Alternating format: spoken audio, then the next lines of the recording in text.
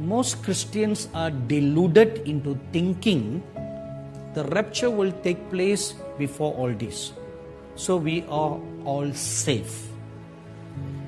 Honestly speaking, I grew up under Pentecostal tradition.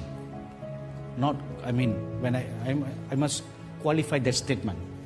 Grew up meaning grew up in the ministry.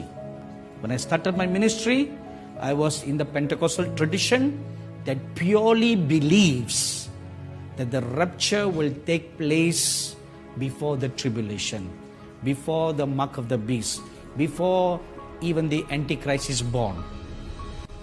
I believe that. I grew up under that tradition and I preached that very strongly. Oh, let's get ready for the rapture. Ready for the rapture. These are the beginnings of sorrows. Just one sentence that doesn't talk much about what are the beginnings of sorrows. So of course you can go into the Greek and the Hebrew and say, okay, beginnings of sorrows are like the birth pangs of a woman. Okay, birth pangs of a woman. How can a man understand the birth pangs of a woman? Right? It's easy for a woman to preach on that.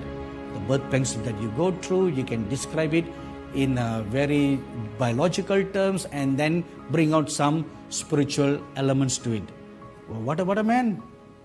So we can only speak theoretically what they are. So I asked the Lord Jesus, Lord, I don't understand this scripture. What does it mean? And the Lord sat beside me and He went through all the last days scenario, especially chapter 24, Matthew 24, and Mark chapter 13, and Luke chapter 21. We went through the whole book and He explained to me about the last days events that were going to take place and comparing them with the events that are prophesied in the book of Revelation. So there was a shocker statement the Lord Jesus made that shocked me. He said, the rapture will not be before the mark of the beast.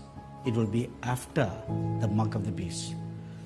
Are you ready to meet the Lord? Which means, if you die tonight, are you ready to meet the Lord? Why the Lord wanted you to know this? Because the scripture says in Matthew chapter 24 that in the last days, when the days of tribulation comes upon us, many will not be able to go through those times of difficulties. And for the elect's sake, the Lord Jesus said, the days will be shortened. Now, what days? Because the Bible, God has apportioned times and seasons. The season for the devil to be let loose, the season for tribulation to take place, the season for this to take place, the season for that to take place. Apportioned, days and years are apportioned. So, during the tribulation, those days of tribulation are not going to be lessened. So which days will be shortened? Our lives. Our lives. Your life will be shortened because God sees that you will not endure that season. You will not endure those persecution and you may fall away. So to save you from falling away, the Lord shortens the days of your lives. Shorten it. So instead of living for 90 years, He shortens your days to 70 years or 60 years or 50 years. You'll never know what will happen tomorrow. So who can tell what will happen tomorrow? Today you are good and perfect. Will you be like this tomorrow? You don't know, right? You can say. You may backslide. It can happen. You agree?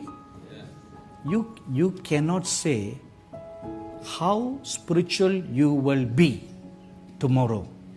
You cannot say. Only God can see your end.